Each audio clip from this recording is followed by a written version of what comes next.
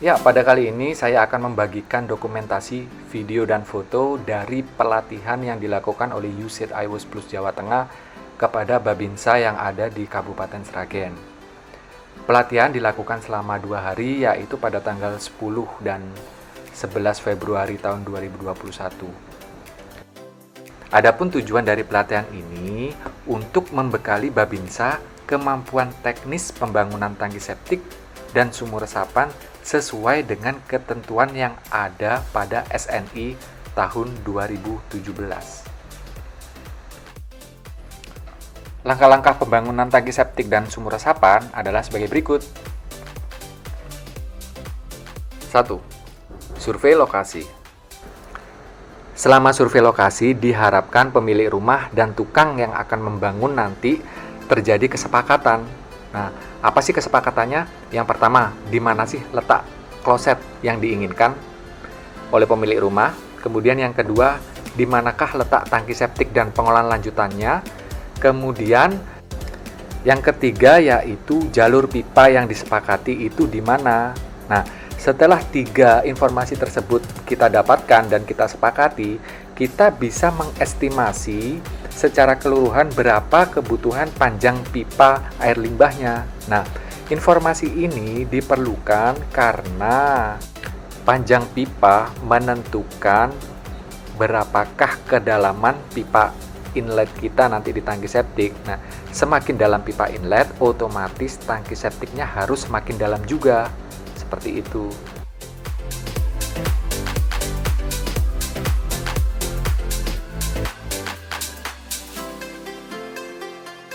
Yang kedua, penggalian. Kebutuhan dimensi penggalian untuk tangki septik yaitu diameter 96 cm dengan kedalaman 1,5 meter.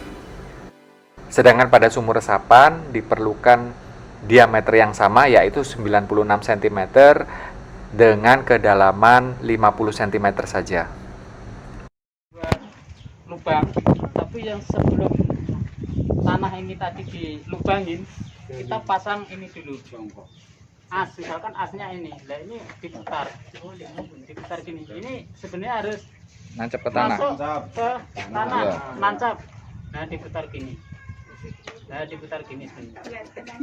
Nah setelah ini dikasih lingkaran, nanti baru digali. Contohnya seperti itu. Berarti ini panjangnya diameter ini plus 8 kanan kiri gitu ta? Iya. 8 cm ta? Iya. Plus 8. 90. Kenapa kok plus 8, Pak? Plus, Alasannya kenapa kok plus 8? karena nanti tebalnya bisa Tebal cor-coran. tebalnya untuk 8 cm.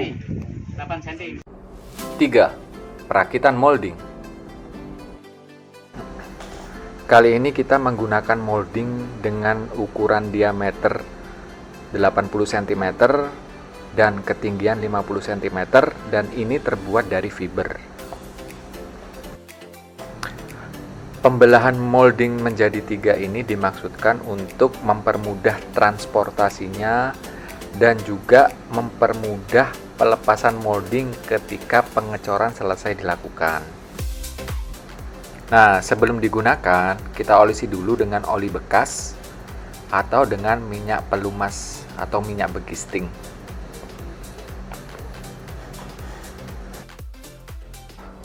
Empat, pengadukan beton. Campuran untuk beton umumnya yang digunakan yaitu 1, 2, dan 3, di mana 1 semen, 2 pasir, dan 3 batu split. Namun, untuk pembangunan tangki septik ini, kita perbaiki sedikit kualitas betonnya dengan menggunakan campuran 1, 2, dan 2.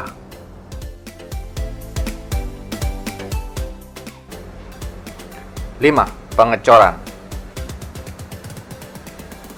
Pengecoran septic tank dilakukan secara bertahap, yaitu setiap kedalaman 50 cm. Nah, hal yang perlu diperhatikan selama mengecor yaitu posisi molding harus tetap berada di tengah-tengah lubang galian kita supaya dinding-dinding tangki septik nantinya mempunyai ketebalan yang sama. Selain itu, tangki septik dipastikan tidak bocor, artinya tidak ada air maupun tinja yang merembes ke dalam tanah. Dengan cara kita tes kebocoran seperti ini. Ini setelah 24 jam hasil pengetesan kebocoran. Teknik pengecorannya sama seperti septic tank, namun yang berbeda hanya di ukuran kedalaman saja. Dan khusus untuk sumur resapan ini tidak perlu dibuatkan lantai dan tidak perlu diaci, sehingga air yang ada pada sumur resapan nantinya mampu merembes ke dalam tanah. Pertanyaan yang mungkin muncul, kenapa kita harus memilih sumur resapan sih di proses pembangunan kali ini? Karena kalau kita lihat di SNI, yang namanya pengolahan lanjutan itu ada berbagai macam. Kenapa kita memilih sumur resapan? Sebenarnya alasannya ada 3. Yang pertama, kita cek nih sumur warga. Ternyata sumur warga mempunyai kedalaman lebih dari 2 meter airnya, sehingga kita simpulkan bahwa di lokasi memiliki air tanah yang dalam, gitu ya. Itu terlihat di penggalian tangki septik, yaitu selama sedalam 1,5 meter tidak ada air tanah yang terlihat. Kemudian di alasan kedua, karena lokasinya ini berada di desa, salah satu desa di Kabupaten Sragen, di mana jarak antar rumah tidak berdekatan. Ya. Kemudian yang ketiga, kita juga lihat bahwa tanah yang ada di lokasi mampu menyerap air. Jadi itulah 3 alasan kenapa kita pilih teknologi ini. 6. Pelepasan molding. Setelah 2-3 jam kita diamkan pengecoran, kemudian kita lepas. Itu kalau kita lihat dari video, kalau melepas tidak boleh kita tarik ke dalam, melainkan kita tekan ke dindingnya tapi tidak terlalu kuat, kemudian baru kita angkat ke atas.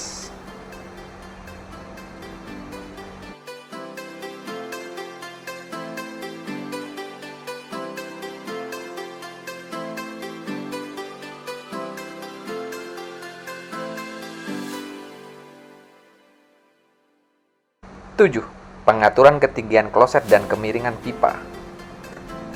Karena jarak tangki septik dengan kloset cukup jauh waktu itu, salah satu cara supaya kita mendapatkan kemiringan yang kita inginkan, kloset kita naikkan antara 20-25 cm dari permukaan tanah.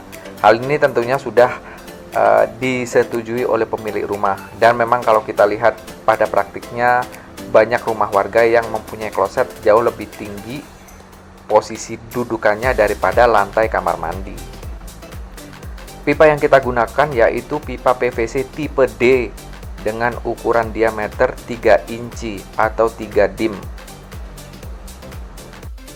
Ukuran 3 dim tersebut dirasa cukup karena limbah yang masuk dalam pipa ini hanya limbah individu rumah tangga tersebut. Mengenai kemiringan pipa, oke, lagi-lagi kita pakai SNI, di mana SNI menganjurkan kemiringan 2%. Artinya setiap 1 meter pipa kemiringannya atau turunnya yaitu 2 cm. Kita tes aliran air, ya ternyata mengalir, jadi aman. 8. Pengaturan inlet dan outlet. Terlihat sebelum menuju ke inlet tangki septik terdapat belokan 90 derajat dan di situ kita memakai keni. Sebenarnya anjuran dari kami lebih baik kalau ada belokan 90 derajat kita memakai bak kontrol, di mana nanti kalau ada sumbatan lebih mudah untuk mengontrolnya. Perbedaan ketinggian antara inlet dan outlet, pipa inlet dan outlet yaitu antara 5-10 cm. Tapi di sini kita memakai perbedaan tinggi 5 cm. Pada pipa inlet maupun outlet, kita beri masing-masing T dan kita tambahkan 15-20 cm tambahan pipa ke bawah. Pada sebelah kanan atau pipa outlet menggunakan ukuran 2,5 inci, Ini dengan asumsi bahwa lumpur sudah tertampung pada tangki septik dan yang mengalir ke sumur resapan hanyalah air. 9. Pemasangan tutup, pipa ventilasi, dan lubang sedot. Sebelum membuat tutup, kita merangkai dulu bekisting untuk tutup dengan diameter 1 meter. Kemudian pada tutup kita juga pakai pembesian ya, supaya lebih kuat. Bisa pakai besi 6 atau 8. Kali ini pengaturan posisi atau letak lubang sedot tinja nantinya. Anjuran kami, lubang sedot itu seharusnya sejajar dengan inlet. Sebelum pengecoran tutup, jangan lupa untuk memasang pipa ventilasi. Dari video tersebut terlihat di sebelah kiri dengan menggunakan pipa berukuran 1 inci. Pipa ventilasi ini nantinya disambungkan dengan pipa tegak ke atas setinggi minimal 2 meter untuk menghindari bau. Sedangkan pada sumur resapan diisi penuh oleh batu split ya. Namun sebelumnya pipa yang ada di situ harus kita lubangi dulu, kemudian kita balut dengan ijuk dan ditutup lagi dengan split, kemudian di atasnya bisa diberikan tanah. Jangan lupa pada ujung pipa kita tutup dengan dop ya, supaya air tidak mengalir ke samping melainkan melewati lubang-lubang yang sudah kita buat sebelumnya.